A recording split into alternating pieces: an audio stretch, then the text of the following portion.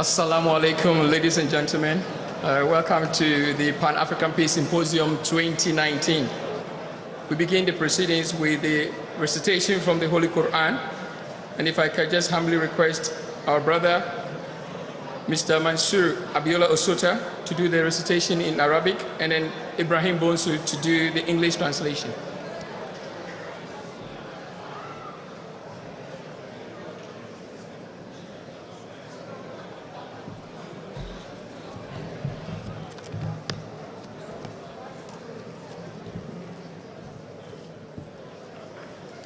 أعوذ بالله من الشيطان الرجيم بسم الله الرحمن الرحيم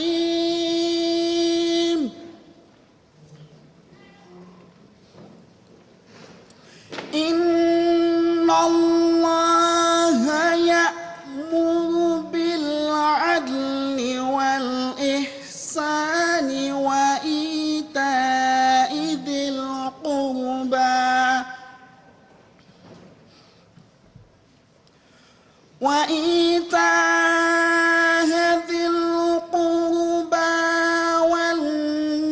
وينهى عن الفحشاء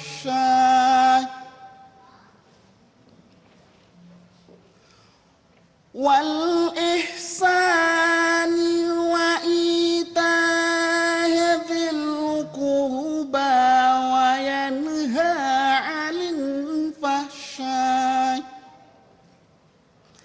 عن الفحشاء والمنكر والبغي يعظكم لعلكم تذكرون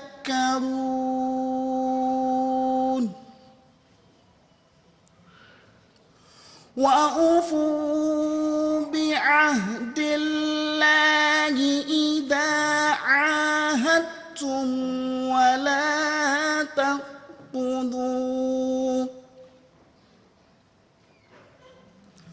ولا تنقضوا الأيمان بعد توكيدها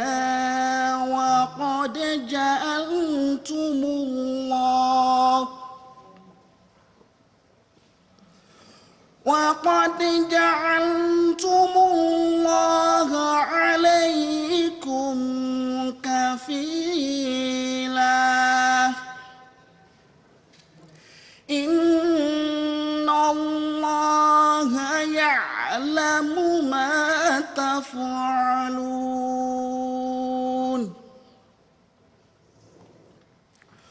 ولا تكونوا كالتي نقضت غزلها من بعد قوة أنكاثا تتخذون أيمانكم دخلا بينكم أن تكون أمة هي أربى من أمة إنما يبلوكم الله به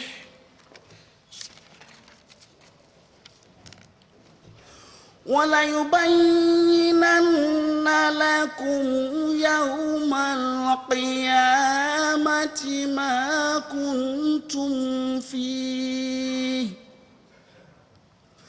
ما كنتم فيه يختلفون.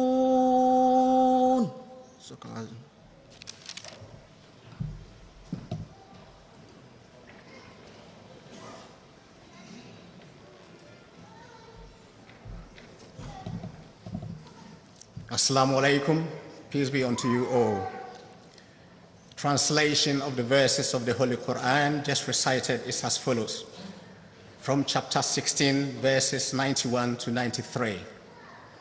I seek refuge with Allah from Satan the accursed.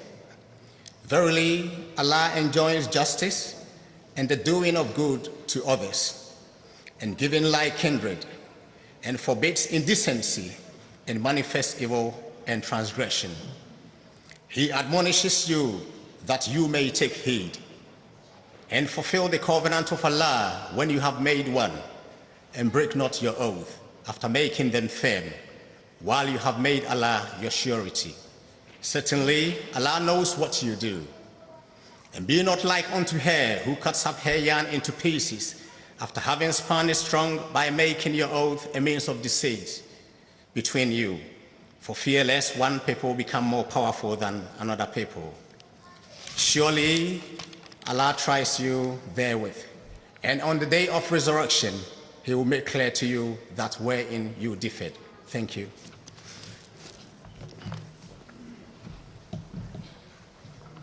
Thank you for that beautiful recitation and the translation in English. Once again, I would want to welcome all of you to the Pan-African Peace Symposium 2019. I'll now have the honor to introduce the dignitaries on the stage for us. I know everyone here is a dignitary for us tonight, but obviously we cannot, introduce everyone here, so we have that honor to just introduce those on the stage for us. Not in any particular order, but then we start from the very right here, so that makes it very easy for us to be able to identify who is here with us. First on my list is Mr. Martin Whitman, who is the director of All Faith Network. If you can just show by your hand, or maybe just for the audience to know who we have here. Next is Mr. Issa Wema, who is the former chairman, Pan-African Ahmadiyya Muslim Association, UK. Next is Imam Abdul Ghaffar Ahmed, who is the missionary of the Ahmadiyya Muslim community based in Birmingham.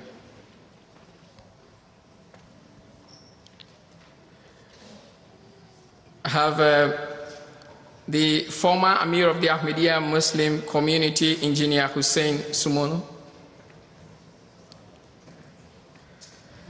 Then Dr. Basir Rodney, who is the president of Pan-African Ahmadiyya Muslim Association, USA. Nigel Stewart, the director of Center for Pan-African Thought.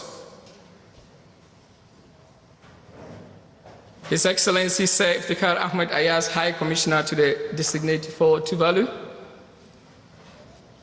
Our revered President of the Ahmadiyya Muslim Community, United Kingdom, Mr. Rafiq Ahmed Hayat. The Pan-African Ahmadiyya Muslim Association, United Kingdom President, Mr. Tommy Callon. His Excellency Dr. Mori Kumba Manye, who is the Sierra Leone High Commissioner. Imam Ataul Mujib Rashid, the Imam of the London Mosque and missionary in charge of the Ahmadiyya Muslim Community, United Kingdom. Honorable Abbas Redwan Dauda, who is a Member of Parliament for the Republic of Ghana. Councillor Stephen Alambritis, who is the leader of the Merton Council. Thank you. Councillor Edward Foley, who is the Deputy Mayor of Merton Council. Mr. Ibrahim Eklaf, who is the Director for National Outreach Secretary for the Ahmadiyya Muslim Community, United Kingdom. Magistrate Bilkis Savage, who is the Magistrate South London Magistrate Courts. And last but not the least is Mr. Timothy John Baptist, who is the Director and Founder for Time for the World Peace. Thank you very much. We move on to the next on the agenda.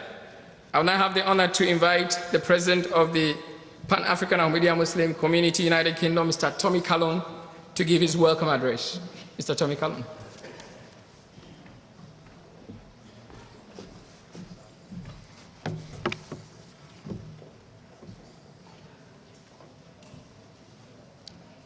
Bismillahirrahmanirrahim. In the name of Allah, most gracious, ever merciful.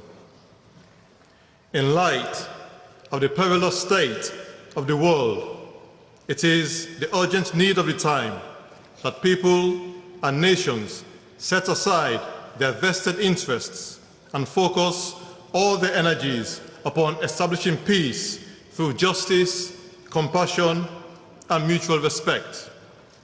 A spirit of selflessness and a genuine desire to alleviate the suffering of others must overcome the selfish greed that has taken root in so much of the world. Distinguished guests, ladies and gentlemen, Assalamu alaikum wa rahmatullahi wa barakatuhu. Peace be unto you with the mercy of Allah and His blessings. It is these words of His Holiness, Hazrat Mirza Masroor Ahmad, the Khalifa and worldwide head of the Ahmadiyya Muslim community, from a gracious message addressed to this Pan-African Peace Symposium last year, which inspired the theme of this year's event, establishing peace through justice, compassion, and mutual respect.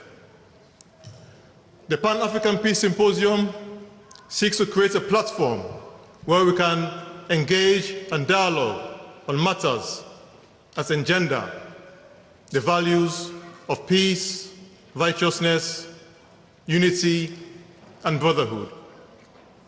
It aims at promoting the pristine message of Islam as taught by the holy founder of the Ahmadiyya Muslim community, Hazrat Mirza Ghulam Ahmad of Qadian, the promised Messiah of the latter days, whose advent was prophesied by the august founder of Islam, Hazrat Muhammad Mustafa sallallahu alaihi wasallam. May the peace and blessings of Allah be upon him.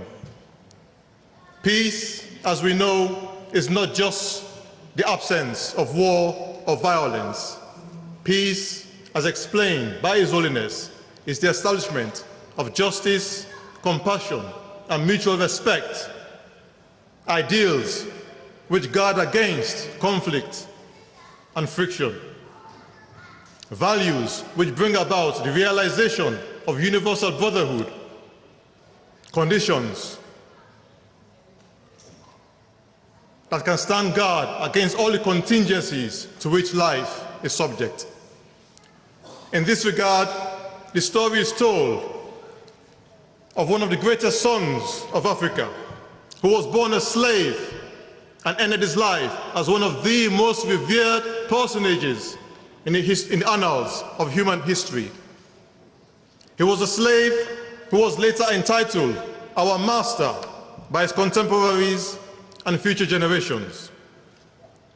When he embraced Islam against the express wish of his evil and wicked master and refused to recant on the orders of his master, Bilal, that most distinguished and illustrious companion of the Holy Prophet Muhammad, was subjected to the most bitter and brutal persecution. He was whipped and beaten till the bled profusely all over his body. He was dragged through the rocky streets of Mecca by a rope tied around his neck. He was made to lie on the burning sand of the midday Arabian sun, with heavy rocks placed upon his body to further excruciate his pain and suffering. He would lose consciousness under the pain of persecution, and when he came around and was asked to disavow Islam, he could but muster enough strength to repeat only one word, Ahad, meaning the one and only true God, Allah. He was tyrannized for days, yet Hazrat Bilal neither begged for mercy nor renounced his belief. Even his tormentors were astounded at his unflinching and unshakable faith. Finally, exasperated and exhausted by their own exertions in torturing him, his master agreed to sell his near lifeless body to a companion of the Holy Prophet who purchased his freedom. Bilal, may Allah be mighty pleased with him, The first slave and the first African to become Muslim was now a free man who, once he recovered from a 5-day coma due to the vicious and violent treatment meted out to him, went on to serve the Holy Prophet of Islam as a faithful disciple. On account of his shining example of steadfastness and fidelity in the face of extreme persecution, the Holy Prophet, peace and blessings of Allah be upon him, treated him with so much honor and respect that the blessed companions of the Prophet designated him Sayyidina Bilal, Bilal, our master. Today, Hazrat Sayyidina Bilal is venerated by billions of Muslims around the world. His story has inspired and illumined the hearts of millions of Muslims through the ages. His tomb in Damascus to this day is visited by thousands of people, high and low, to pay homage for the rich and unique spiritual memorial he bequeathed the world. As Africans, we take immense pride in his unparalleled fortitude and courage under savage cruelties and persecution. As African Muslims, we are honored by the role he played on the day of the conquest of Mecca. On this glorious day in the history of Islam, when, following his 8-year exile to Medina, the Holy Prophet of Islam marched with 10,000 companions to peacefully take the city of Mecca, he prepared a standard and named it after Bilal, and charged none other than Sayyidina Bilal to march in front of it and announce to the chiefs and people of Mecca that if they chose to ask for amnesty and clemency, they will find asylum under the standard of Bilal, the very man who was the object of their utmost contempt and target of their heartless cruelties. This is how the Holy Prophet of Islam, may the peace and blessings of Allah be upon him, avenged the oppressed Bilal. It was an endearing and charming revenge that did not kill, yet was exacted. Sayyidina Bilal, may Allah be pleased with him, faithfully executed the orders of his beloved Prophet. He neither taunted nor tormented his erstwhile persecutors.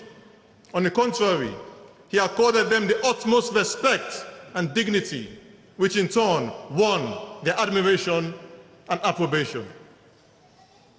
This episode, this remarkable story of Sayyidina Bilal patently underscores the role that justice, compassion, and mutual respect can play in the establishment of peace. In this singular expression of wisdom by the Holy Prophet of Islam, justice was upheld, compassion was shown, mutual respect was cultivated, and peace was established. Bitter enemies of the morning became warm friends by the afternoon. In today's world, therefore, a world rent asunder by conflict, strife, and warfare, a world beset with bigotry, prejudice, and ignorance, a world tainted by hatred, intolerance, and extremism. This is the example of magnanimity and munificence which we must seek to emulate if we are to emerge from the chaos, confusion, and commotion of this epoch and usher mankind in its entirety to a new era of perpetual peace, philanthropy, and propriety. This is the example of beneficence and benevolence that this Peace Symposium seeks to inculcate. Distinguished guests, ladies, gentlemen, it is my pleasure and privilege to welcome you all to the Pan-African Peace Symposium 2019. Thanks for having me. Wassalamu alaikum.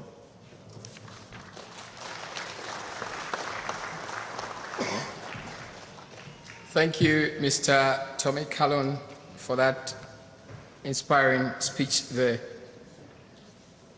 The Ahmadiyya Muslim community I believe most of you probably this might be the first time you are coming to our mosque. To introduce that to you, we would want to show you a very short video that will give you a glimpse of the Ahmadiyya Muslim community and His Holiness Hazrat Mirza Masroor Ahmed, our Khalifa. Alhamdulillahi Rabbil Alameen, Khush Hamdeed, Ahlan wa Sahlan, Bon arrivé, you are welcome. Illallahu wahdahu la sharika lahu.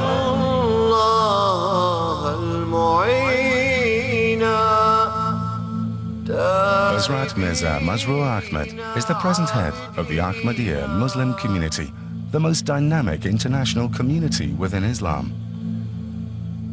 The community was established by Hazrat Mirza Ghulam Ahmed in Qadian, a small and remote village in India. He claimed to be the expected reformer of the latter days, the one awaited by all major world religions.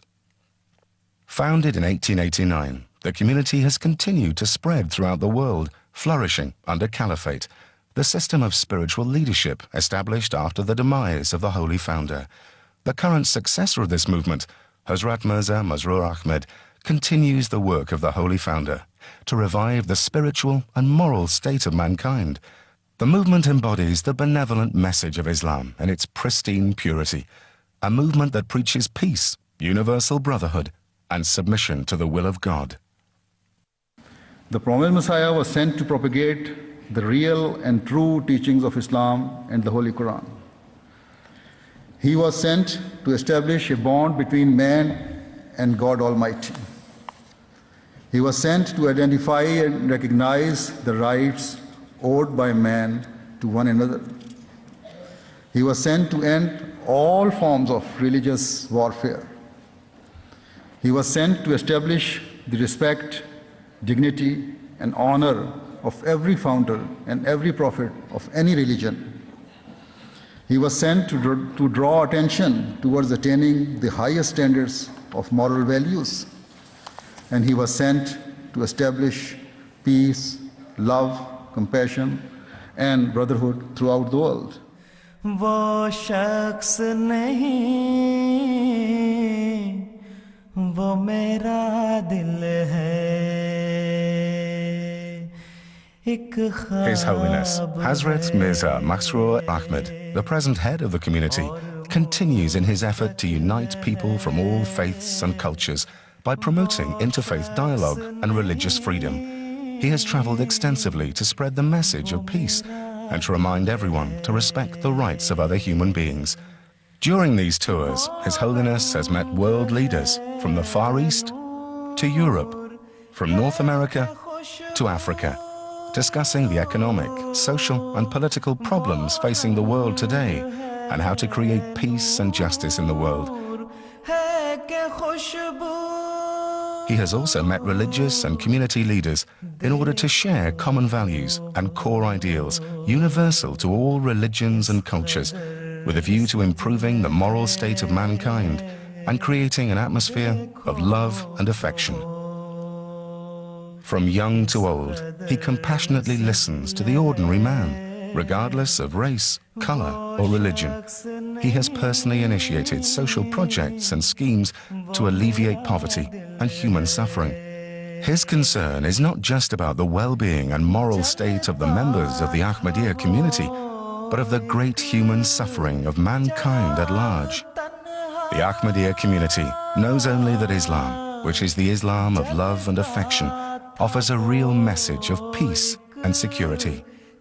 I respect his strong commitment to promoting peace and understanding. At a time when extremists are seeking to divide us, His Holiness has delivered an inspiring and peaceful message of love, overcoming hatred. Though of humble beginnings, your leadership has made you a figure of global prominence. You started as a teacher, and you have become a guide for millions of Muslims worldwide. You have been persecuted for your beliefs, jailed for your faith, and exiled from your homeland, but you refuse to turn to bitterness or vengeance. And that is a very important lesson. So again, what a pleasure it is to welcome you, Your Holiness, to Ottawa, an opportunity to discuss the many challenges facing the Ahmadiyya Muslim community, but also the opportunities that we have to work together on shared goals and challenges. The Ahmadi community has a very special place in my affection because of its commitment to peace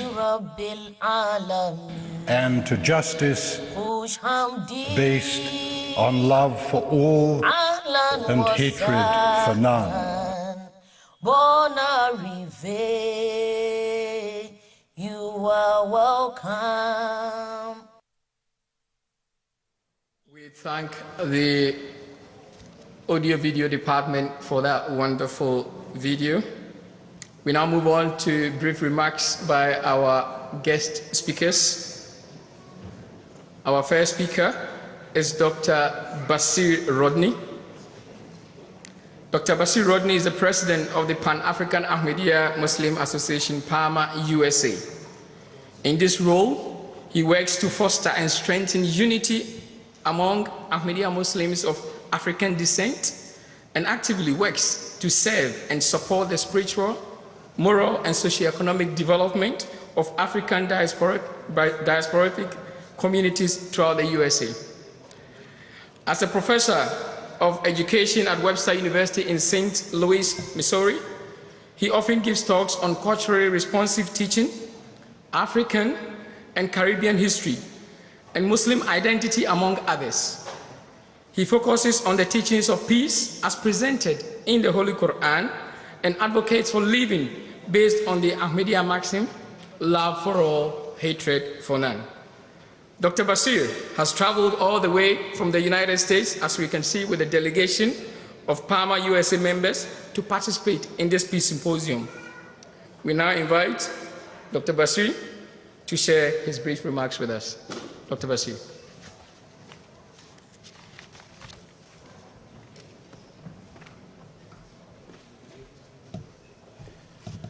Assalamu alaikum warahmatullah. Peace be upon you. I testify that there is none worthy of worship except Allah, that He is one and has no partner, and that the Prophet Muhammad of Arabia is His servant and His messenger. It is with a great honor that I have traveled from the United States with the head of Our Lady's Paama Auxiliary there, as well as some of our other members, to participate in this symposium. And I think at the outset, I want to say that this is a very wonderful gathering. I see the smile on people's faces, and I see just the care and the love in people's eyes. So thank you very much for the wonderful and warm welcome that we have been presented with here. And before I depart, I'll say three quick things. As the presenter said, I happen to be a professor, so I could go on all night, but I know I probably stand between you and dinner, so I will share three things with you that remain with me even as I'm engaged in this forum. As Muslims, and as Ahmadi Muslims in particular, we are taught a very important truth in the last writing, one of the last writings of Hazrat Mirza Ghulam Ahmad of Qadian, a book called The Message of Peace. He explained to us that the Holy Quran is right to suggest that peace is possible. Peace is possible. It is often a challenge, We've all grown up and we've heard people talk about peace in life and peace in community and world peace. And, as you get older, we sometimes get cynical. And so sometimes people think of that as a lofty goal, that it's not really possible. But what Allah tells us is that one of the key messages of Islam is that peace is possible. The Holy Prophet Muhammad, peace be upon him, taught us, he said, what Muslims do in the world, one of the key things that they should do is spread the salam, spread peace. So this is why when Muslims meet each other and we meet the people, we say, Assalamu alaikum, peace be on you. And this is a message that all of the prophets brought with them. If you listen to the message of Hazrat Isa of Jesus, when you read the Quran, when you read the Bible, peace be upon him, he would meet the people and he would say, peace be unto you. And what does that teach us? That peace is possible. That it is not a airy-fairy pie in the sky, that human beings can have peaceful relationships here in the world, and we can have content relationships here in the world. And this is our belief.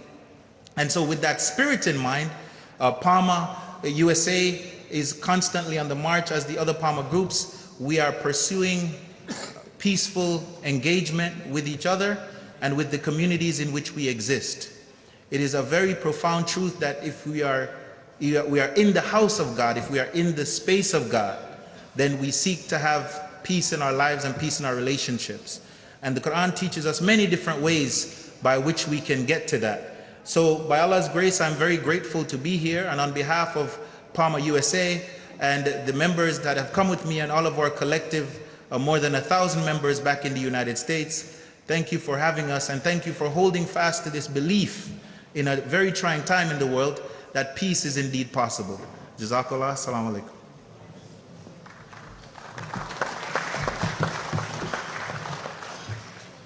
Thank you very much, Dr. Rodney Basir. We move on to our next speaker, Mrs. Frida Bediah-Komponi, who is the Minister Council responsible for the political and economic affairs at the Ghana High Commission, London. After obtaining her university degrees in the political science, international affairs, and law, she joined the Ministry of Foreign Affairs in Ghana in 2006 as an assistant director, and by dint of her hard work, rose to the rank of deputy director. She has served in the various bureaus in the ministries, including Human Resource and Administration, Policy Planning Bureau, International Organizations Bureau, Multilateral Relations Bureau, and Asia and Pacific Bureau. Mrs. Bediah-Komponi has also served in Ghana Foreign Mission, including Ghana Embassy to the Democratic Republic of Congo, where she was a counselor and head of chancery. She is representing the Ghana High Commissioner to the United Kingdom at this Peace Symposium, and we welcome her to give her few remarks.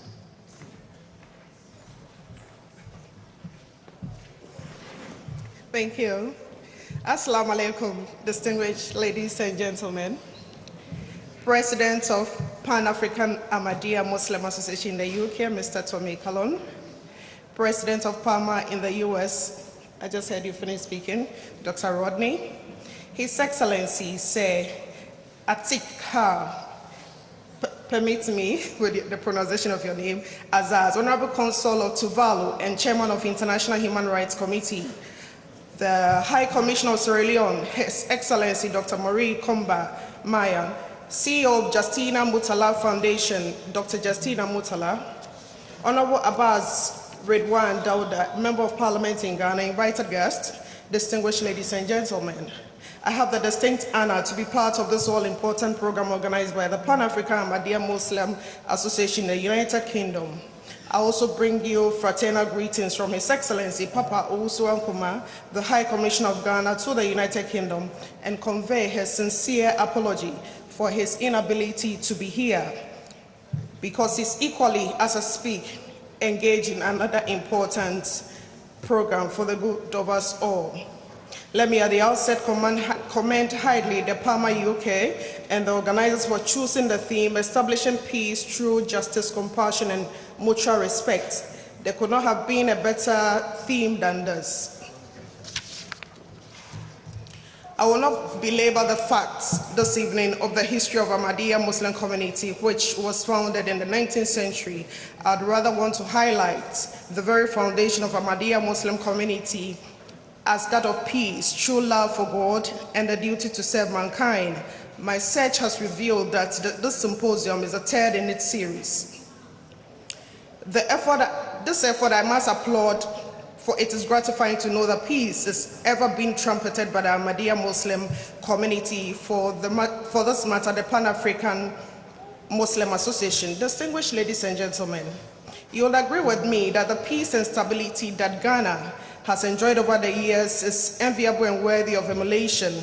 This is because religious groups in Ghana coexist peacefully with understanding and mutual respect for one another. In Ghana, the Ahmadiyya Muslim is very visible and has made considerable contribution in the education sector, in the health sector, and socio-economic development of the country. As a Ghanaian and a proud one, of course, let me tie what Ghana stands on peace in relation to the theme of this very important symposium is. You may recall that the theme for this year's celebration for our independence was peace and unity, which is a testament of what you aspire, which is admirable, because everything on this earth to me from east to west depends on peace. And this is also a testament of the desire of His Excellency Nana Akufo-Addo to consolidate the peace currently enjoyed in Ghana and to build on a solid foundation for national development. This goes to enhance the credentials of our country in the region and the world as a whole. The theme for this year, as I've already indicated, is a clarion call for Ghana and, of course, across all Ghanaians, diaspora, including this very forum, to consolidate the credentials of the peace that we are aspiring and to forge ahead in unity and development for the Black Star of Africa. It is gratifying to know that under the aegis of the President, a new overlord was installed in Dagon, bringing an end to a conflict spanning over 2 decades in Ghana. I hasten to point to the fruits of unity and peace, which the President so desires for the achievement of our common purpose. To celebrate this remarkable achievement, let me mention again that the good people of Ghana, for the first time in history, the independence was celebrated in the northern country of Ghana, the capital of the capital of our northern region. To conclude, because I was actually want to stream down my message this evening, I would want to urge the Paama to keep up its good work on peace through this platform of this annual symposium, and to keep the flame of peace burning throughout Africa and the world at large. I thank you for your attention. Assalamu alaikum.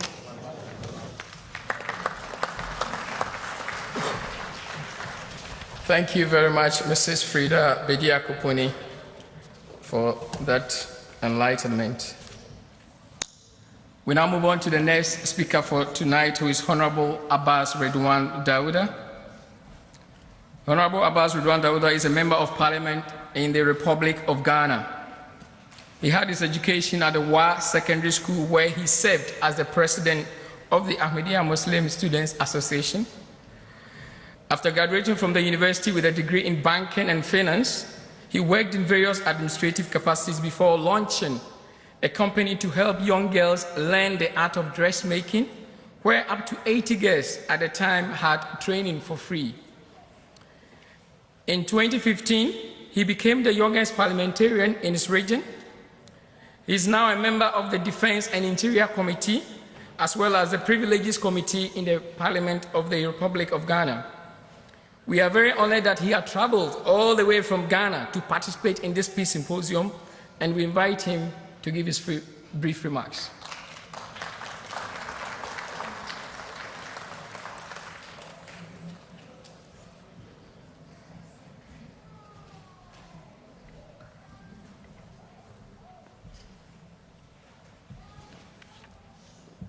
Assalamu alaikum wa rahmatullahi ta'ala wa barakatuh. All protocols duly observed. I'm pleased and highly honored to be invited to make a brief comment on the topic, establishing peace through justice, compassion, and mutual respect. Ladies and gentlemen, I was touched by the activities of Paama at the just ended Dr. Salana UK 3 months ago. Upon hearing the activities of Paama, I had a word with the president of Paama, and I told him I will be part of any activity that will be organized by Paama. And today, inshallah, I'm here. Thanks to Mr. Tony, President of Pan-African Ahmadiyya Muslim Association UK, for the invitation. Peace as opposed to war, Cold War, violent clashes, or civil strifes is indispensable to socio-economic development. Without peace, there cannot be any sustainable development. It is in recognition of the relevance of peace that visionary world leaders established the League of Nations after the First World War in 1918 and followed it up with the United Nations in 1945 after the Second World War. Your Excellencies, ladies and gentlemen, we established peace through justice when feuding nations subject themselves to the decision of recognized court of arbitration. For example, 2 years ago, when there was a maritime boundary dispute between my country Ghana and its neighbor, La Côte d'Ivoire, peace was achieved when the two countries took the matter to the International Maritime Arbitration Court in Geneva, Switzerland, for settlement.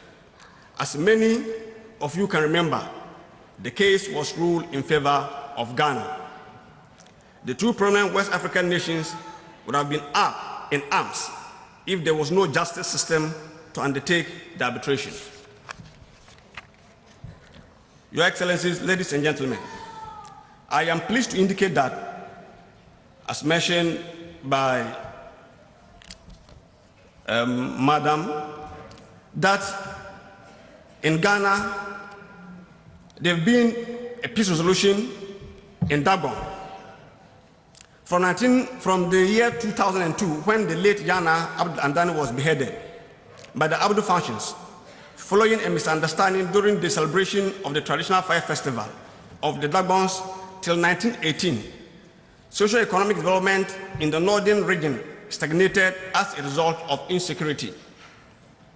Government set up a mediation committee, the Committee of Eminent Chiefs, under the leadership of Otumfuo Osei-Tutu II, the Ashanti-Hen, who worked tirelessly to get feuding factions smoke the peace pipe.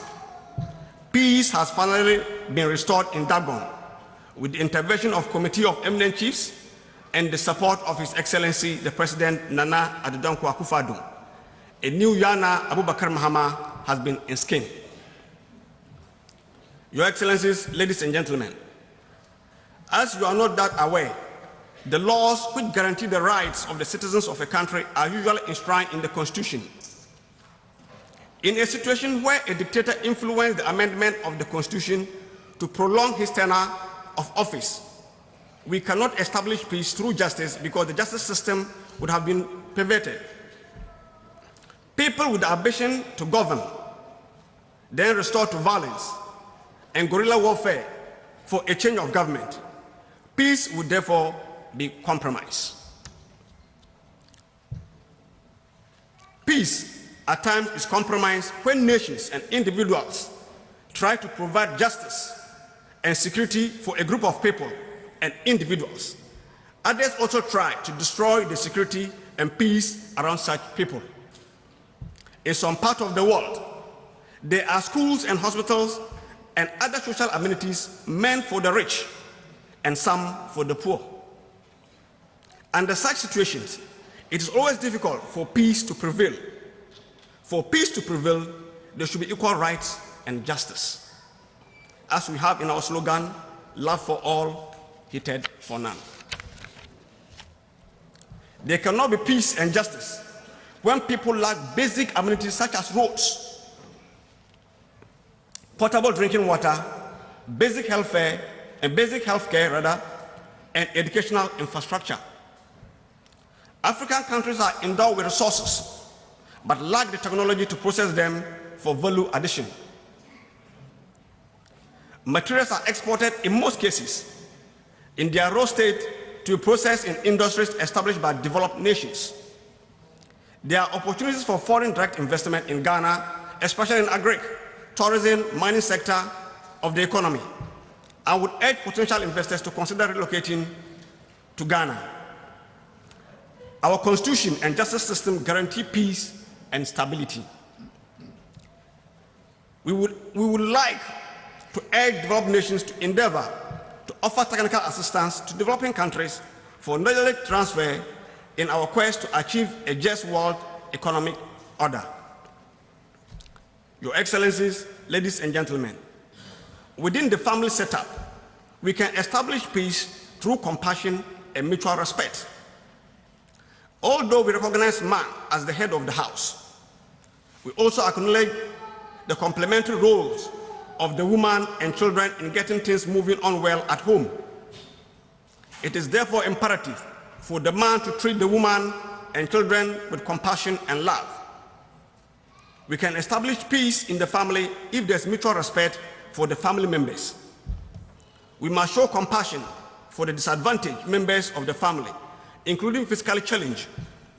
In case we do not have deprived family members, we can show compassion for some other people who may not be close to us. For all men are brothers. It is possible to establish peace through justice, compassion, and mutual respect, but it requires development of high moral standard by the leaders and citizens. Thank you for the patience and attention, and may Allah bless us all. Assalamu alaikum.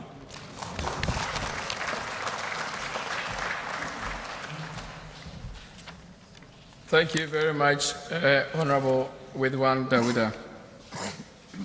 Our next speaker is His Excellency Dr. Mori Kumba Maye. Dr. Mori Kumba Maye is a Sierra Leone High Commissioner to the United Kingdom and is a former academic from the University of Sierra Leone with over 30 years of service as a teacher, researcher, and administrator. His Excellency Dr. Maye served as a member and chairman of various boards, including the West Africa Examination Council, Central Bank of Sierra Leone, and the National Commission for the Democracy before taking up appointments in the current government administration, firstly as the Minister for Mines and Mineral Resources, and only 11 days ago, on the 15th of October, as the Sierra Leone High Commissioner to the United Kingdom. We are therefore honored and grateful that our Pan-Africa Peace Symposium is one of the first events is attending in this new capacity. His Excellency is a strong advocate for education and national development policies that focuses on improving the quality of lives. We welcome him to the United Kingdom and invite him to say a few words. Dr. Maye.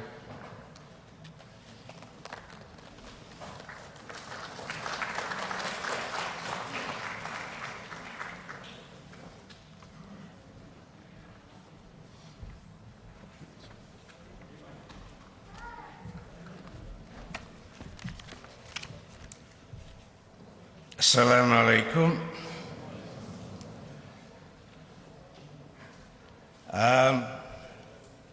Let me start by saying that personally, my commitment, my belief in peace, unity, justice is summarized in my email address, which is manye4peace.unity@yahoo.com. And so, if you talk about peace and unity and justice to me, you are preaching to the converted. Let me say that I am here speaking on behalf of the President of the Republic of Sierra Leone, His Excellency Julius Maada Bio, and to convey fraternal greetings from him and to all participants of the Pan-African Peace Symposium. I am privileged to be the one here speaking on his behalf. You perhaps remember that we suffered what was described at the time as Africa's most savage war for 10 years, our rebel war, which cost so many lives, displaced so many Sierra Leoneans, and as we sit here, not many Sierra Leoneans are fully recovered from that savage war. So as a nation, as a people, we know what peace means. We know what peace represents. We know that a world without peace without justice, without unity, is a very troubled war. Sierra Leone has benefited immensely from the Ahmadiyya Muslim community, and President Julius Maada Bio noted in an address to the Ahmadiyya Annual Conference in Sierra Leone earlier this year, and I quote, "We have followed closely His Holiness's Pathway to Peace international initiative that works towards achieving world peace through the teachings of Islam. Further, his World Peace Symposium since 2003 that advocates peaceful coexistence and his inspirational book, The Pathway to Peace, speaks to what the Ahmadiyya mission in Sierra Leone has come to represent," unquote. The Ahmadiyya community's work in health, education, and poverty relief in Sierra Leone is a true and commendable form of social action. We learn from history that the first Ahmadiyya Muslim missionary arrived in Sierra Leone in 1921. The community established the first Muslim primary school in 1938 at Rukupru and the first Muslim secondary school in 1960 in Bo. Over the years, the community has made education accessible to people in the remotest parts of the country, with 212 primary schools, 64 secondary schools through the length and breadth of the country. Moreover, some of the illustrious citizens serving the nation of Sierra Leone today have hailed from these schools. And I want to note here that President Bio's government, which is in its second year, has as its flagship free education for all, because he believes, and I share this belief with him, that with the right kind of education, we can banish injustice, we can banish human weaknesses, we can banish all that makes this world the troubled world that it is today. The Ahmadiyya community has also built and staffed hospitals and several clinics in various localities and continues to provide affordable health care to hundreds of Sierra Leoneans.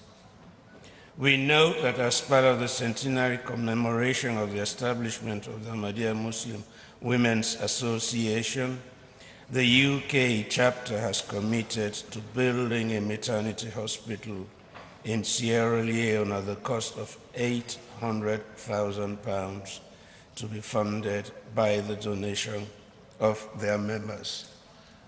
We thank you very much for this honorable intention, and we pray that Allah will guide you and help you achieve this objective. On behalf of the government and people of Sierra Leone, I thank Dr. Khan, the national president, and all members of our association for choosing Sierra Leone as beneficiary for this noble commemorative enterprise. I would also like to recognize and commend the Ahmadiyya Mission's partnership with our government in implementing various poverty alleviation schemes. The housing scheme, solar energy, water wells provided by the International Association of Ahmadiyya Architects and Engineers, and the agricultural projects and free vocational IT training by Humanity First are remarkable pioneering ventures for which we are grateful. We also thank the Ahmadiyya Mission for humanitarian intervention during the Ebola crisis. Through Humanity First, the mission contributed funds, held free medical camps, trained volunteers to contribute towards the nationwide sensitization campaign. The mission also supplied food and clothing to quarantined homes and cared for the welfare of Ebola orphans. The mission has demonstrated again and again the power of compassion and kindness. I therefore congratulate you on your Pan-African Peace Symposium and hope that your good works, your message of peace, your philosophy of love for all, hatred for none, will continue to flourish in the UK and throughout the world. Thank you.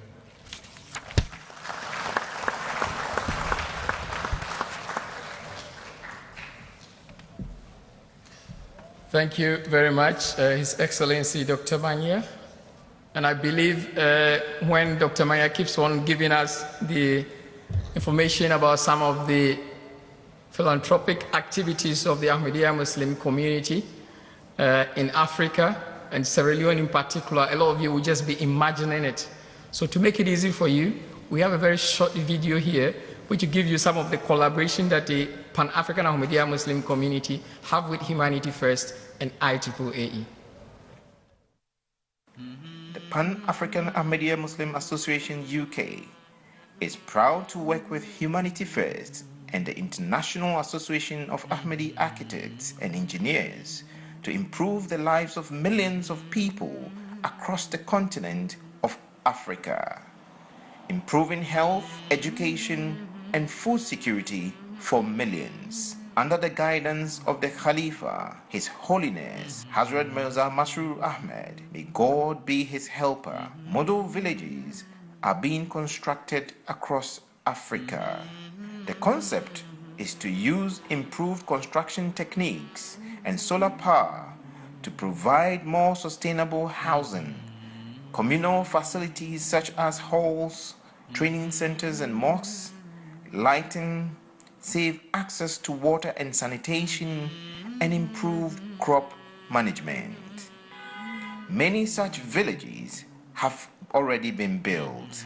Too many people lack access to safe drinking water.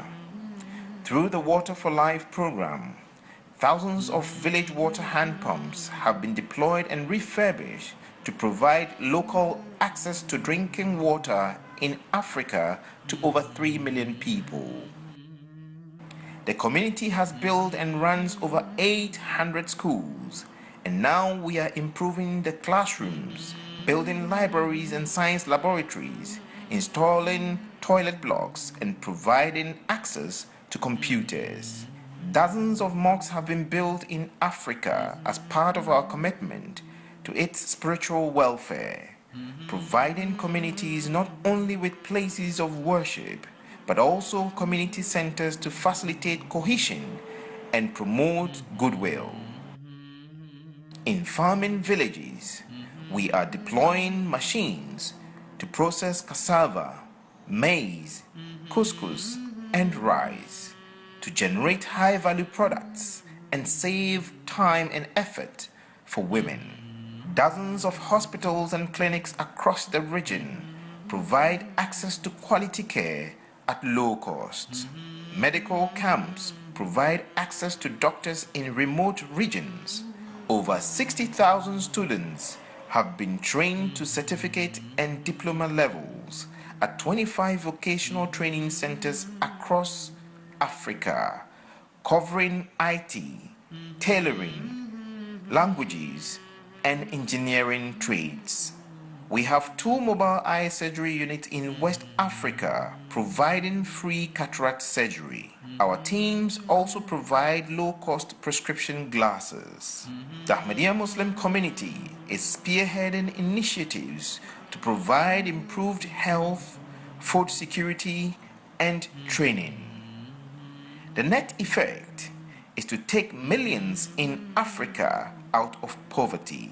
The Pan-African Ahmadiyya Muslim Association's partnership with Humanity First and IAAE allows it to project its vision and commitment to the religion of Islam, the welfare of humanity, and the cause of Africa.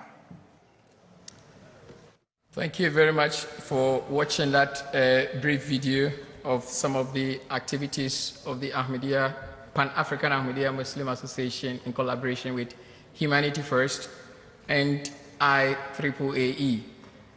We now move on to the climax of the day or the evening. And now we are at the keynote speech.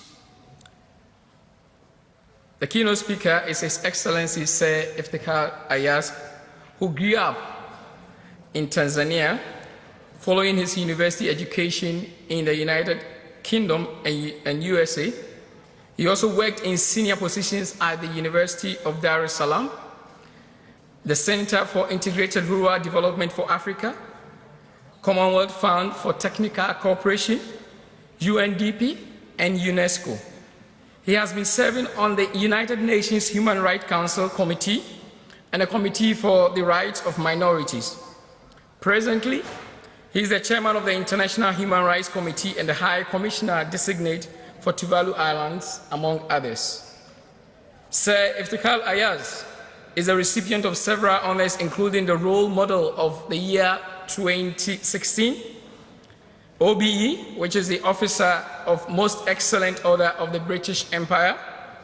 He is also a KBE, which is the Knight Commander of the Most Excellent Order of the British Empire. Sir Iftikhar Ayaz is an eminent member of the worldwide Ahmadiyya Muslim community, and actually the former president of the Ahmadiyya Muslim Community, United Kingdom. He is a prolific writer and a speaker, having published several books and spoken at several high-profile events, including the recent peace conferences in Ghana and Uganda. And I have the singular honor and pleasure of inviting Sir Iftikhar Ayaz to give his keynote address.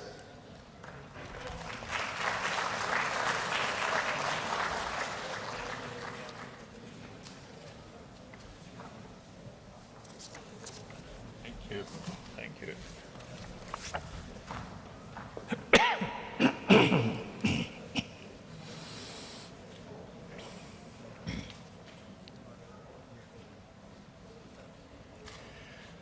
أشهد أن لا إله إلا الله وحده لا شريك له وأشهد أن محمدًا عبده ورسوله أما بعد فأعوذ بالله من الشيطان الرجيم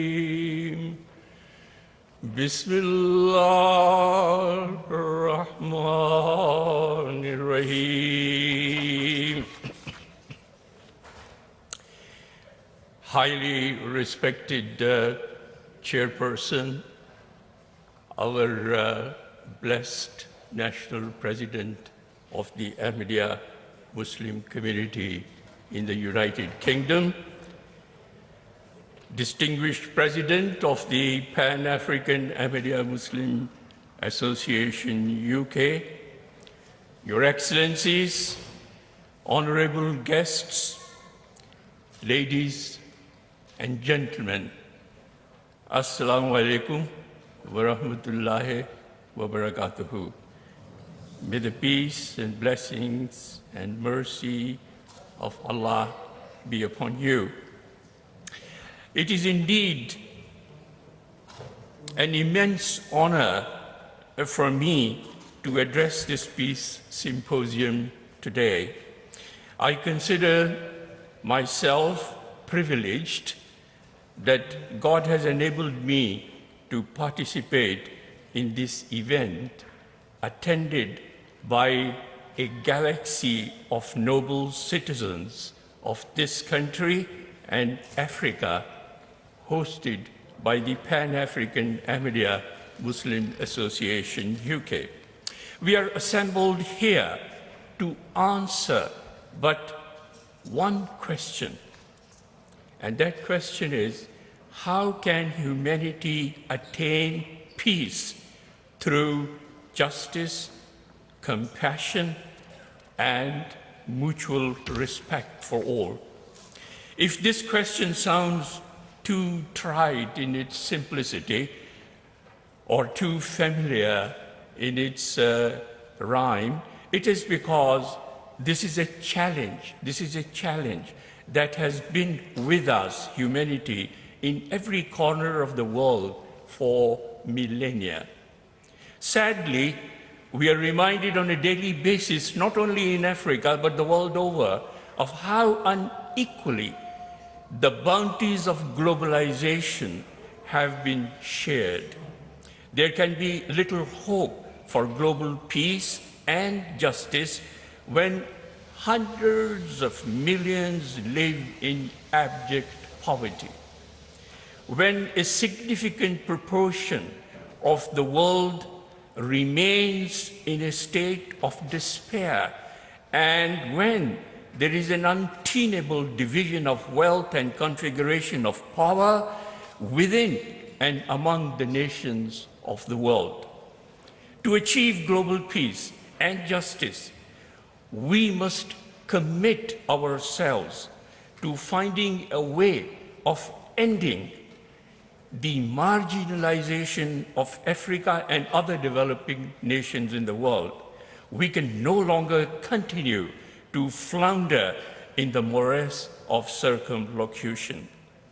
It was David Dinkins, the first and only African American to hold the office of mayor of New York City in America, who once said, "No matter how rich and powerful we become, we cannot be satisfied. We cannot be satisfied when many children experience the sunset of opportunity at the dawn of their life, at the dawn of their existence." Islam, which means peace, has a lot to offer in the quest for peace, justice, compassion, and mutual respect. In fact, Africa made Islam its own at the very inception, when the African Christian king Negus of Abyssinia gave asylum to the persecuted followers of the Holy Prophet Muhammad, peace and blessings of Allah be upon him. That example of goodwill and benevolence points to the role religion can play in contributing to the renewal of the African continent and indeed the world. World peace hangs precariously on the feeble hope that justice will prevail in global affairs. We note with despondency, however, that international relations are not governed by the principles of justice. Different standards are applied to individual nations. A world arena of diplomatic lobbying and intrigue, the formation of alliances and blocs, and in general attempts to gain the upper hand over opponents by any means available is undermining the peace of the world. Positive change is only possible. Positive change is only possible if one is willing to set aside their personal interest for the greater good and is willing to act fairly at all times. Islam says that justice is the foundation upon which peace is built, and so we must pay heed to the urgent issues of this world, of our time.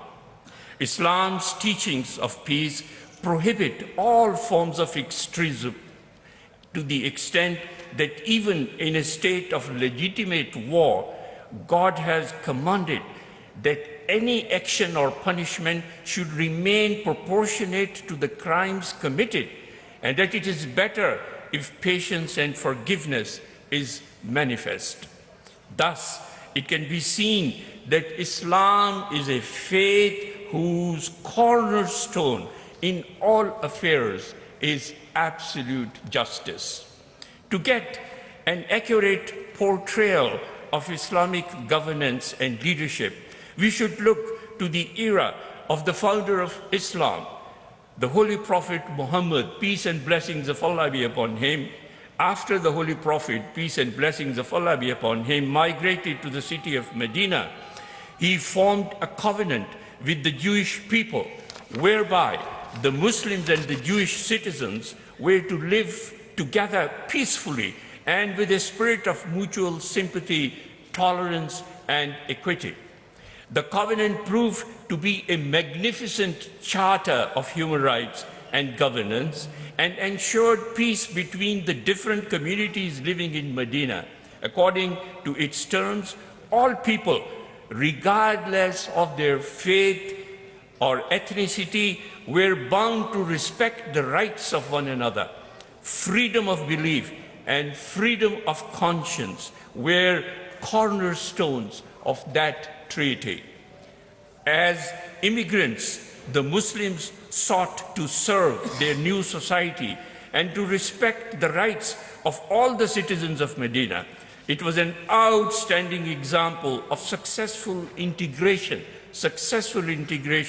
and a manifestation of a peaceful and tolerant multicultural society. The Treaty of Medina was based directly upon the teachings of the Holy Quran.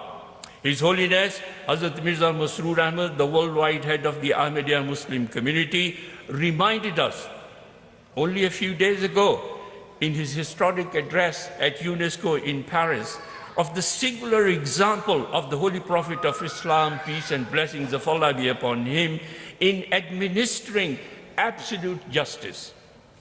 His Holiness said, the Prophet of Islam, peace and blessings of Allah be upon him, established an impartial judiciary for dispute resolution. He made it clear that there would be one law for all, the rich and powerful and the poor and the weak, and all people would be treated equally according to the law of the land.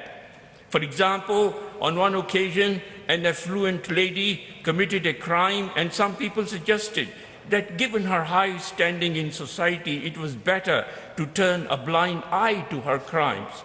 The Holy Prophet Muhammad, peace and blessings of Allah be upon him, rejected their suggestion and made it clear that even if his own daughter committed an offense, she too would be subjected to the law, and no favoritism, no nepotism would occur.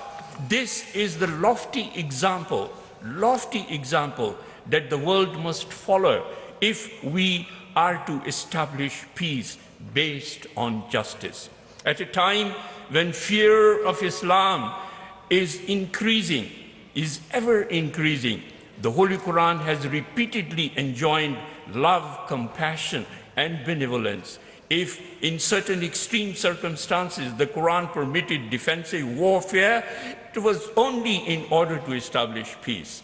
The standards of justice required by Islam are outlined in chapter 4, verse 136 of the Holy Quran, which states, O ye who believe, be strict in observing justice and be witnesses for Allah, even though it be against yourselves or against your parents and kindred, whether against whom witness is borne is your father or your mother or your relative, or he be rich or poor, Allah is more regardful of them all than you are. Therefore, follow not your low desires, that you may be able to act equitably. And if you conceal the truth, God Almighty says, or evade it, then know that Allah is well aware of what you do. So this is a verse which is a milestone, which is a cornerstone of the teachings of peace of Islam and the Holy Quran. The Holy Quran has outlined 3 levels of engagement with other people and other communities. The first and minimum level is of justice, whereby the Holy Quran advocates the need to treat everyone fairly and equitably. Hence, according to the Holy Quran, justice requires that a person is willing to testify even against itself and its most loved ones, in order to guard and protect the truth. The second level of engagement advocated by the Holy Quran is that a person should not only be just, but should go beyond it by doing good to others, by manifesting generosity and forgiveness. The Holy Quran teaches that once you have successfully stopped an aggressive nation from inflicting further cruelties, you should not seek revenge or impose hardship upon that nation. Rather, you should seek to help them build up their economy and infrastructure. Where this will be done, where this will help them, help the other nations, it will also help you in the long term in sustaining peace. The founder of the Ahmadiyya Muslim community, the promised Messiah and reformer of this age, stated in his book, A Message of Peace, he stated, a religion which does not inculcate universal compassion is not a religion at all. Similarly, a human being without the faculty of compassion is no human at all. This is the wisdom underpinning the Islamic teaching of going beyond basic justice and exhibiting kindness and compassion. The third level of engagement taught by the Holy Quran is to treat others in the same way that a mother treats her child, which is the most selfless form of love, as it is rendered without any expectations of reward. A mother's love is truly selfless and altruistic, and her unique bond with her child is such that she is willing to sacrifice everything for the sake of her offspring.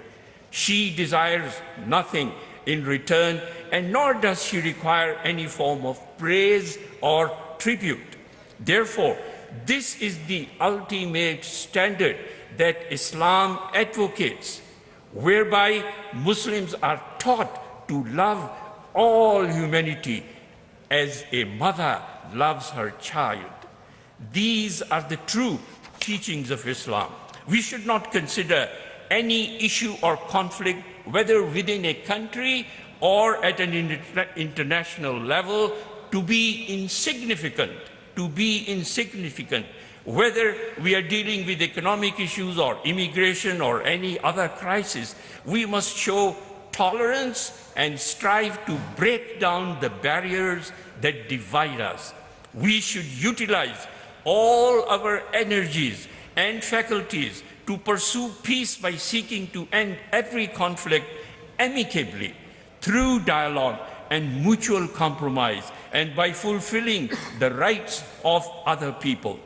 Unfortunately, what we observe in economies based on capitalism and scientific socialism is a lack of compassion and ethics in commercial dealings, which leads to disquiet and unrest. There can be no talk of compassion in world economic affairs when unfair world trade pricing and unjust foreign debt policies continue to empower foreign nations to hold African states to ransom. When foreign capital is used for the exploitation rather than for the development of the less developed parts of the world, and when foreign investment increases rather than decreases the gap between the rich and the poor countries of the world. Ultimately, to bring about peace, whether in Muslim nations or at a broader international level, it is necessary that at the very minimum, the demands of justice are fulfilled by governments so that all people are given their due rights, and that selfish vested interests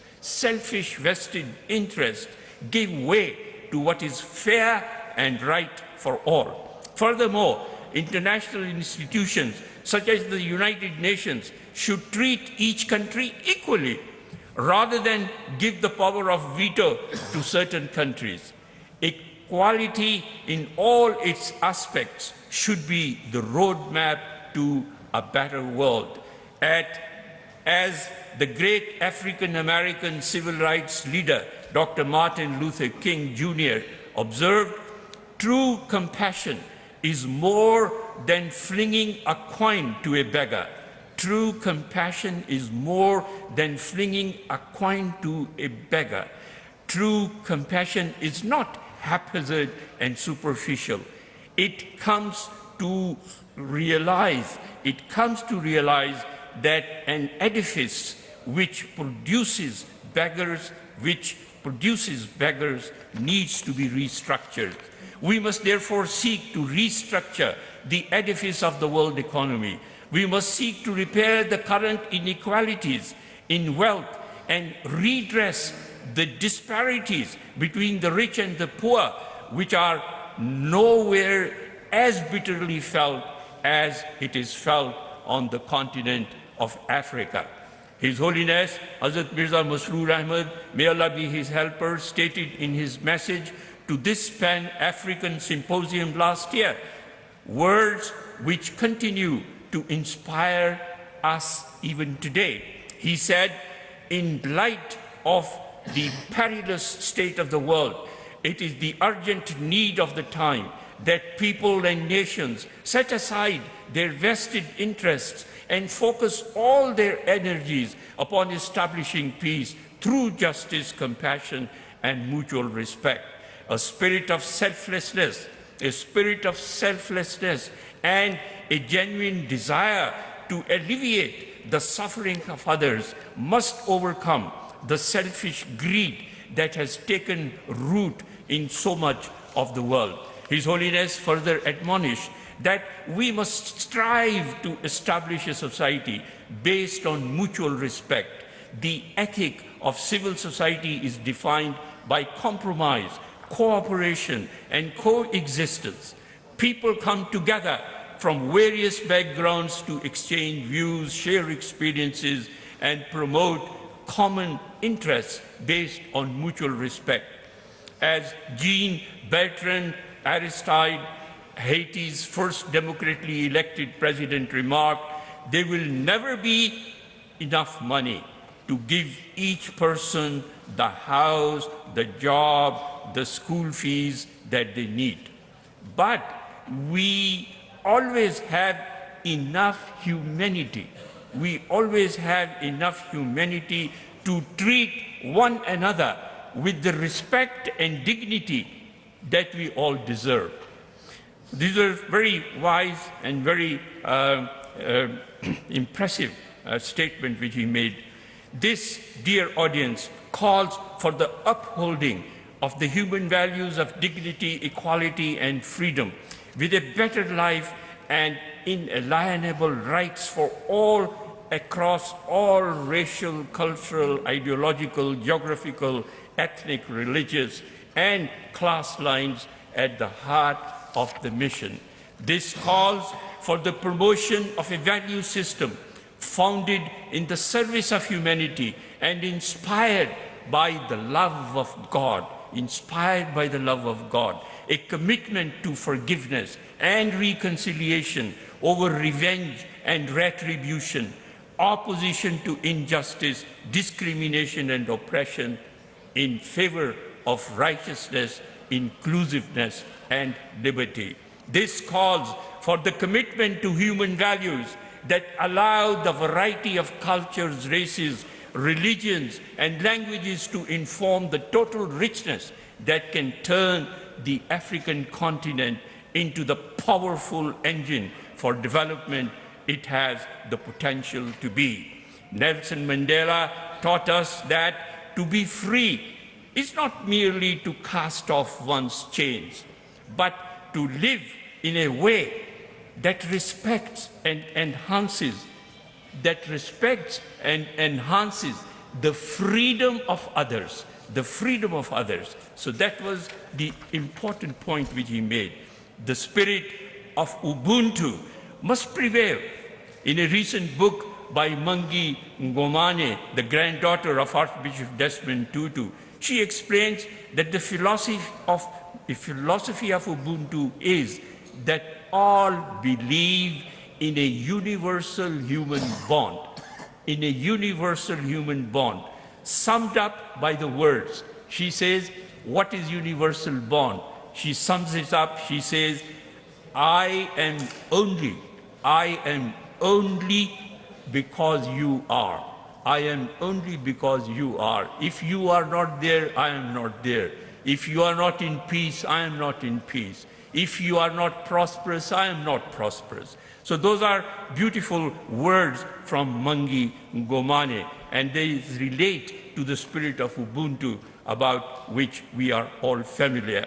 A commitment to human values which engender mutual respect and sensitivity to the things others hold dear would be a tremendous contribution to the kind of future we want to bequeath posterity, especially at a time when tensions and extremism of all kinds threatens to destroy global peace and harmony. The dream of an African Renaissance has been a common theme since the era of the African emancipation from colonialism. I humbly and respectfully submit that the African Renaissance, in all its parts, can only succeed if all its aims and objectives are defined by Africans themselves, if its programs are designed by ourselves in Africa, and if we take full ownership, full responsibility for the success and failures of our policies, policies geared to meet national needs rather than win international approbation. This was the whole purpose and object of our establishing the African Union Commission.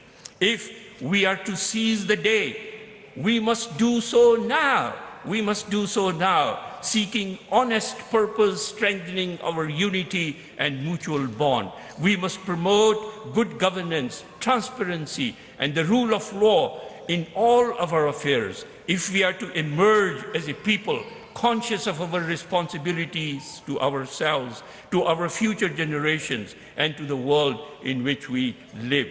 We must value the new generation of our youth. As the second Khalifa of the Ahmadiyya Muslim community notably remarked, a nation cannot be reformed without first reforming its youth. We must reform our youth so that they stand resolute and determined to exercise zero tolerance for corruption, inefficiency, mismanagement, and government waste. In this way, we can end the vicious cycle of chaos and instability and make the 21st century, make the 21st century the African century. As the African-American writer and civil rights activist Audre Lorde remarked, it is not our differences that divide us. It is not our differences that divide us. It is our inability to recognize, accept, and celebrate those differences. We should unite on the basis of ethical values and moral principles, placing our humanity above our heterogeneity and our universality above our diversity. Most importantly, we should unite on the basis of our relationship with one another as creatures of the same benevolent God, and for the sake of winning His pleasure, we should live together as brothers and sisters.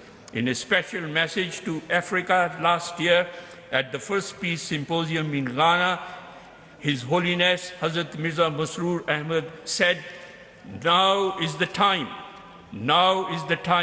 to put aside our differences, and for all people, whether religious or not, whether rich or poor, to come together and recognize the fact that we are all part of the same human race and united as such.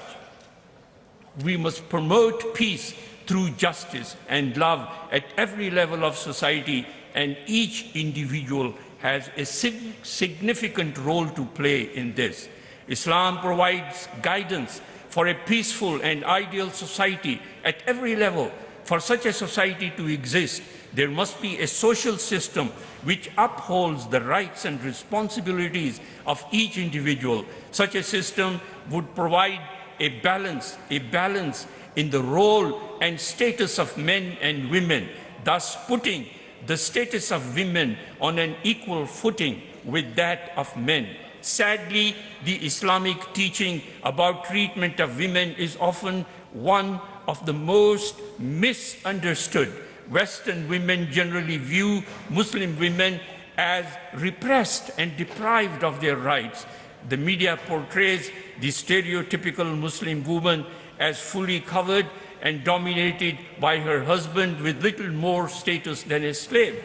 You may be amazed to find that for 1400 years, Muslim women have been enjoying rights for which Western women are still struggling. So it's a great testimony about the status and the right of women in Islam.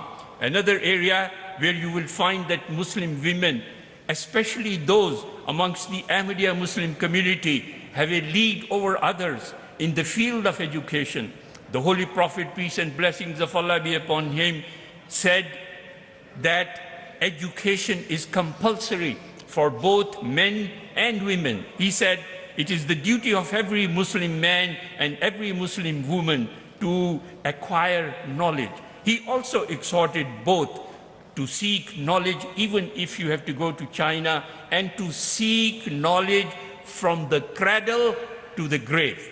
The holy founder of Islam thus placed great emphasis on learning. He taught that parents who give their child nothing better than a good education. Acting upon this directive, the early Muslims embarked upon the pursuit of knowledge and learning, the blessings emanating from which were to inspire a great civilization which Muslims and non-Muslims alike lived and created a lot of innovations out of it, and their lives became useful for others, and which by its achievements enriched the whole world. In his historic address at UNESCO earlier this month, the head of the Ahmadiyya Muslim community stressed the importance of education across society. He said that access to education was the means of establishing peace and stability, and that Islam emphasized the importance of ensuring that girls were educated and given equal opportunities as boys. We must empower the next generation of African women and all women everywhere in the world to take their full place as harbingers of enlightened nations, and in doing so remind ourselves that the Holy Prophet Muhammad, peace and blessings of Allah be upon him, guaranteed proximity. He guaranteed proximity, it's worth noting, proximity to himself in paradise to the parents who gave no preference to their sons over their daughters in their upbringing. Alongside investment in human resources through education and empowerment, we must also seek to control. This is also important, especially those who are in authority in governments and politics. We must also seek to control the import of arms and curb heavy spending on aggressive military capabilities. Expenditure which would be better spent on infrastructure, development, and spiritual enlightenment. We believe that Africans are capable of providing leadership that is altruistic and not self-serving for its own aggrandizement. Leadership that prizes highly integrity, justice, compassion, and respect for the inherent dignity of all. From an Islamic perspective, We should strive for the entire world to unite together. The Islamic viewpoint is that peace can best be achieved through unity. Yet, regretfully, instead of uniting, some factions in certain countries are seeking separation and prioritizing their individual interests over the collective interests of their nations and the world. We must do our best to help our conflict-ridden countries. It is a matter of felicitations that Prime Minister Ahmed of Ethiopia has been awarded the Nobel Peace Prize this year for resolving a 20-year-old conflict with Eritrea amicably. That trend to resolve conflicts through dialogue must continue all over Africa and the rest of the world. The Holy Quran states that if there is a war or conflict between two parties, other nations should mediate impartially and seek to bring about a peaceful settlement. However, if one side continues to be unjust and does not move towards a peaceful resolution outcome, then the other nations should unite together to stop the aggressor. Once the aggressive nations or their parties refrain from wrongdoing, Islam categorically instructs that revenge should not be sought through unjust sanctions or the plundering of their resources. This is what we find in the world of today, unjustified sanctions where they don't mean anything at all. As we have mentioned, the root cause of frustration and the resulting hostility, whether in the East or the West, is injustice. And so it is essential that a concerted effort is made to bridge the divide amongst nations and their people. Furthermore, we must unite in our efforts to end all forms of extremism and prejudice without religious, racial, or any other kind. To combat radicalization and extremist groups, we must cut off the root cause of their human breeding. Our fight against terrorist groups will never be won if we fail to address legitimate grievances that terrorists seek to exploit. If we do not build trust with all communities, if we do not uphold the rule of law, and if we do not act with justice, this is not going to be possible. There is, however, a glimmer of hope for Africa in the race to stockpile sophisticated weapons and the risks these pose to civilizations of the world, and that is that African nations have thus far steered clear of nuclear armament. In a message to the first Ahmadiyya Peace Conference in Ghana last year, His Holiness Hazrat Mirza Masroor Ahmad, he wrote, "I am pleased that African countries have not joined the ranks of those nations who are involved in the world's nuclear arms race. It is my belief that if the rest of the world continues to act unjustly, usurping the rights of others and interfering in other nations, they will ultimately destroy themselves. If and when that day comes, His Holiness said, I believe that Africa may be the only continent that will have saved itself from annihilation. Moreover, where today Africa is looked down upon by many and considered weak, your continent, His Holiness said, your continent, the continent of Africa, will be in a pivotal position to play a role in rebuilding the rest of the world. Thus, never underestimate yourselves or the potential of your nations or the potential of your countries. Rather, the African countries should ensure that they are ready to one day take on the mantle of leading the world.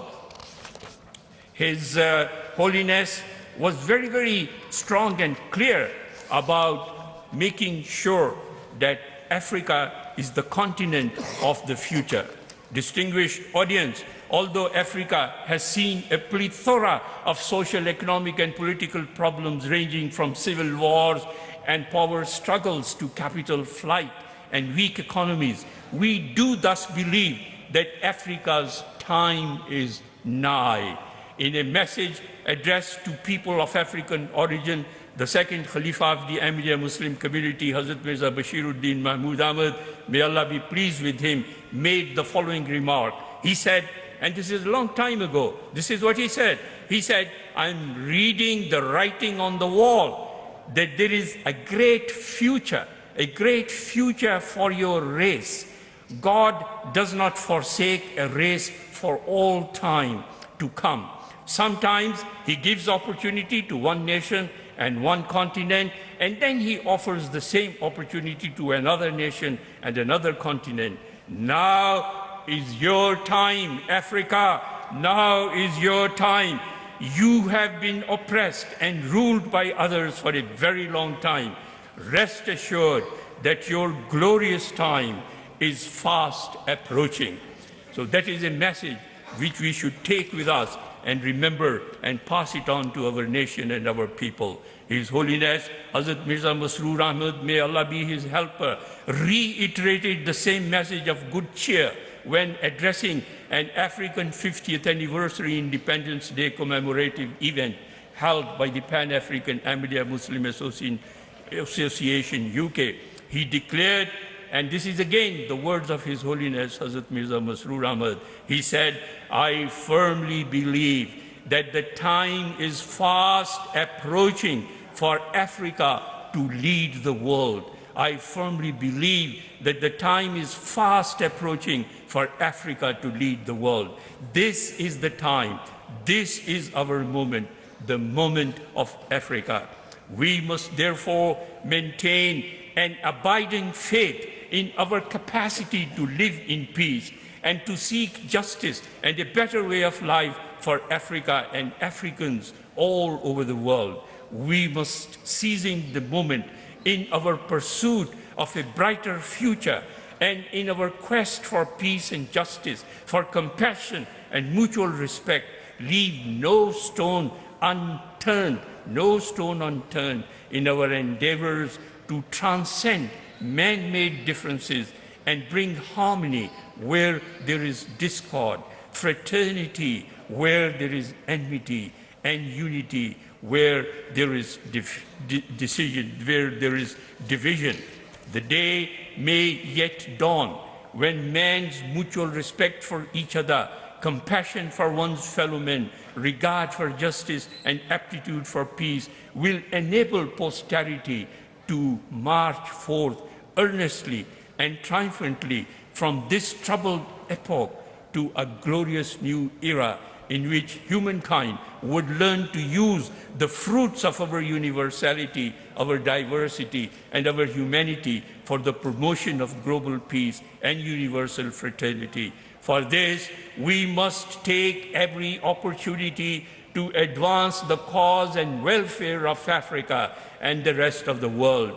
We must take every opportunity to relieve the poverty and suffering of those affected.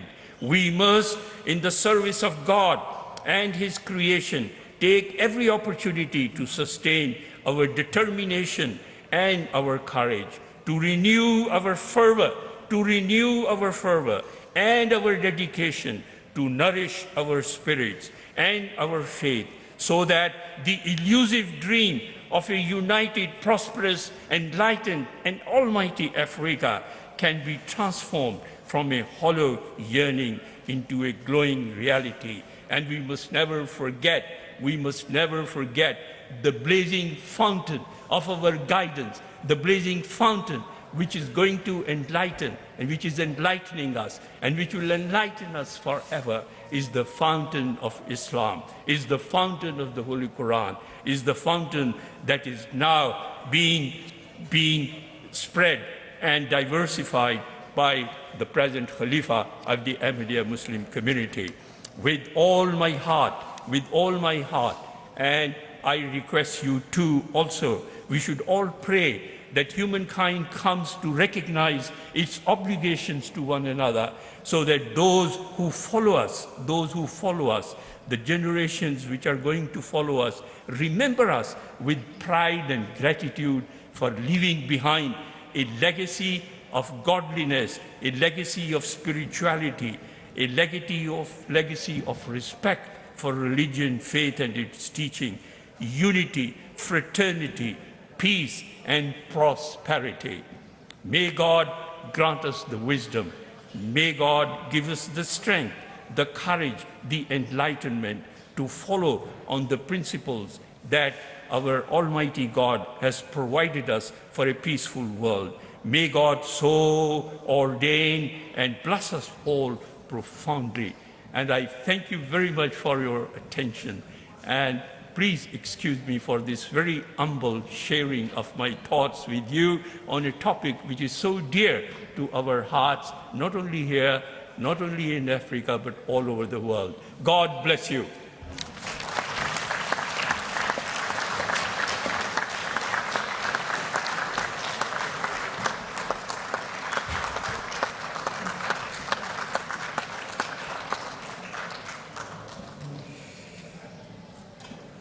And that was the keynote address given by Sir Iftikhar Ayaz, KBOB, PhD. Thank you very much for those thoughts. Yes, I think at this juncture, everyone will be looking at what is coming next. And I can assure you the dinner is just around the corner. But before we do that, we want to humbly request the President of the Ahmadiyya Muslim Community United Kingdom, Mr. Rafiq Hayat, to give us the closing remarks. Mr. Rafiq Hayat.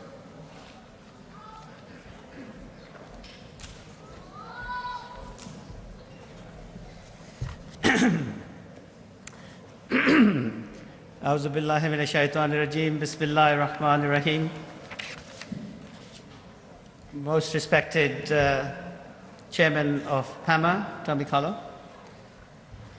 our keynote speaker, Sir Dr. Iftikhar Ayaz, Your Excellencies, and very respected dignitaries, ladies and gentlemen, Assalamu alaikum wa rahmatullahi wa barakatuhu.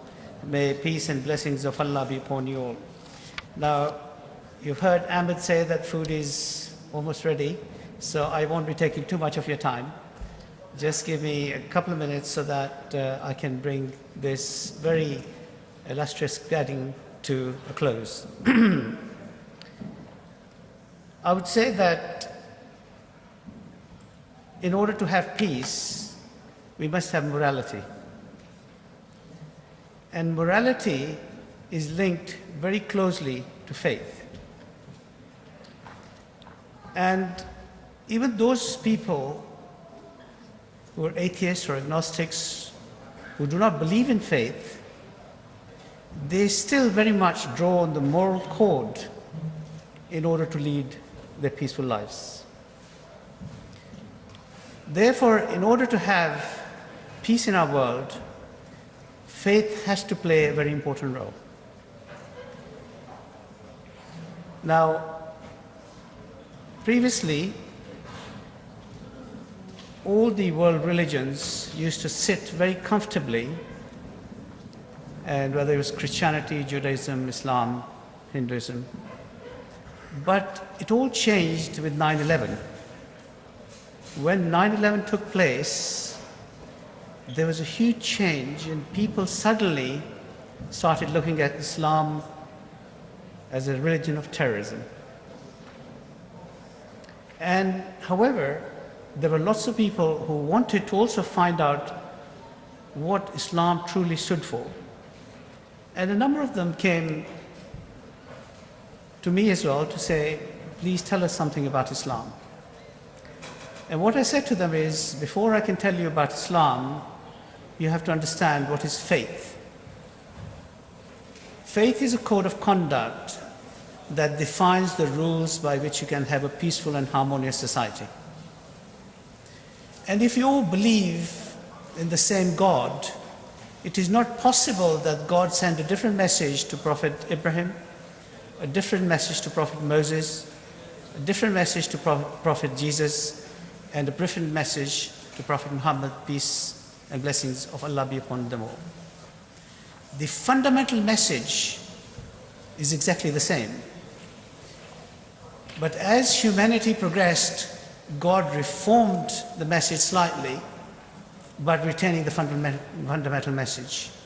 And we believe that the Holy Quran was the last word from God Almighty, and therefore the most comprehensive message to mankind. So it is not possible that the message that God sent to humanity at the end talked about terrorism, talked about hate. It could only talk about love and peace and how to achieve that. Now the second thing is that a lot of people are moving away from faith and from God. But if you really think about it, you must question what is the purpose of our life on this earth. It cannot be that we educate ourselves so that we can have good employment, so that we can have a big house, a big car, and have 2 or 3 holidays in a year. If that was the purpose of our creation, then we would be living a very shallow life. The purpose of our creation has to be greater than that. And the purpose of our creation is to supplicate to our Creator and win His pleasure. And the only way we're going to find internal peace, which is linked very much to peace in society, is when we develop the relationship with our Creator.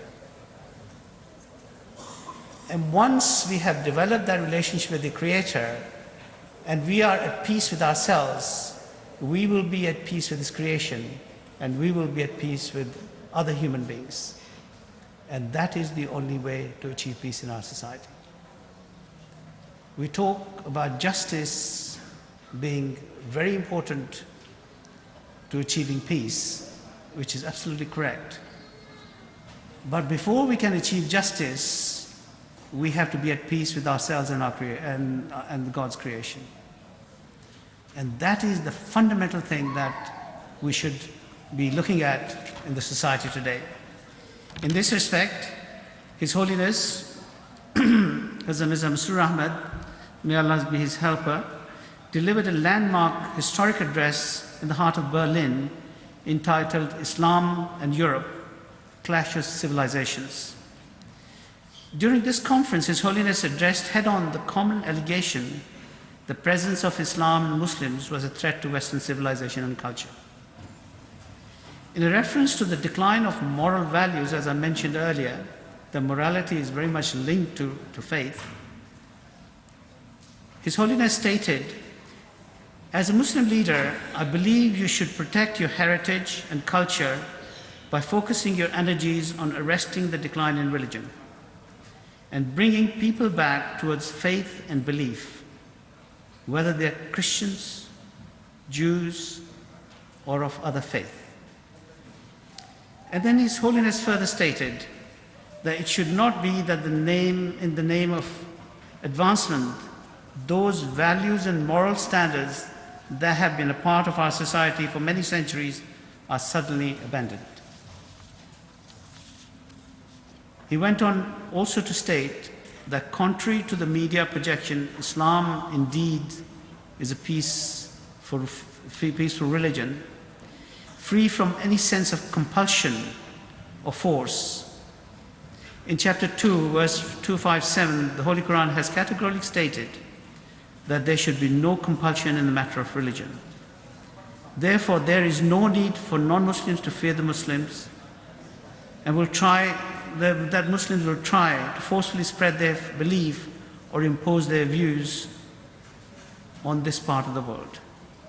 The hateful ideology of the tiny minority of the so-called Muslims who have adopted extremism bears no correlation with the teachings of the Holy Quran.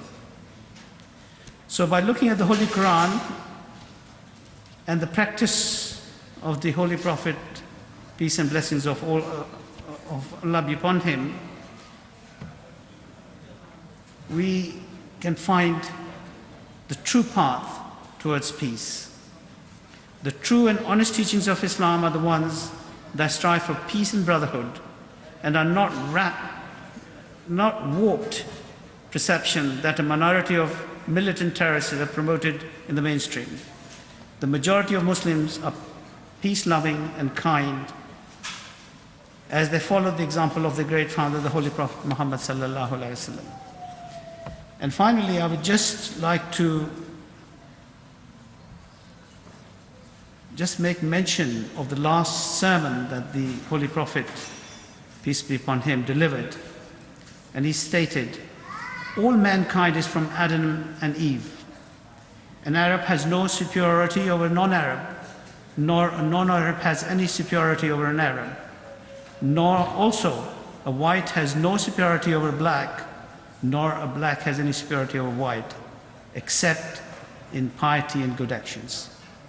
So our message this evening should be that if we're going to find peace, we have to return to faith, because that is where we will find our inner peace, which will lead us to a peace with Allah's creation and the society that we live in. My prayers are that may God help us in achieving this in our lifetime. It's very, very important for our future generations that we leave a world full of hope and peace for them, and not one of conflict and disaster, as we sometimes unfortunately see in our current society. May Allah bless you all. Once again, I'd like to thank the organizers, Pan Am organization, for organizing such a lovely event. And please pray for all those people who work behind the scenes, including those people who are cooking the food tonight. These are all volunteers who are helping to achieve this.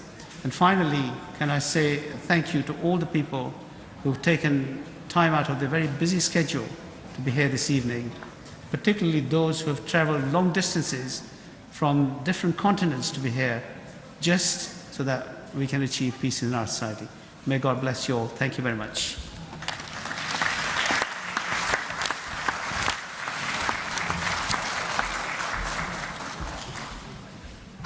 Thank you very much, revered President of the Ahmadiyya Muslim Community, United Kingdom, Mr. Rafiq Hayat, for bringing the event to a very successful end. Yes, just before we go to the food, as Muslim, we began with the recitation from the Holy Quran, and we normally finish with a very silent prayer. And I'll then call on the revered Amir, a missionary Amir of the United Kingdom, Mr. Rafiq Hayat, to lead us in a silent prayer. And then we normally raise our hands in very silence to do that prayer. And then you also feel free to join us whichever way you want to do that. Mr. Rafiq Hayat. Thank you very much. Will you please join me in silent prayer, please?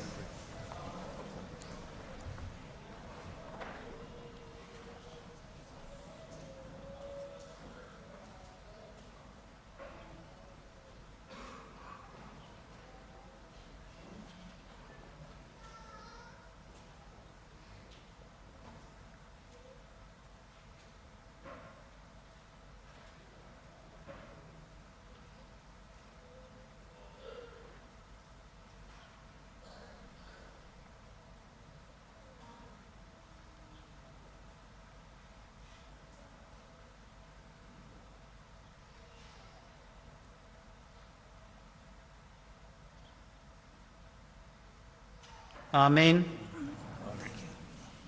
Thank you very much. If you could kindly just remain seated wherever you are, your food would be served to you just within the shortest possible time. We also have some feedback forms on the table just to get ourselves improving.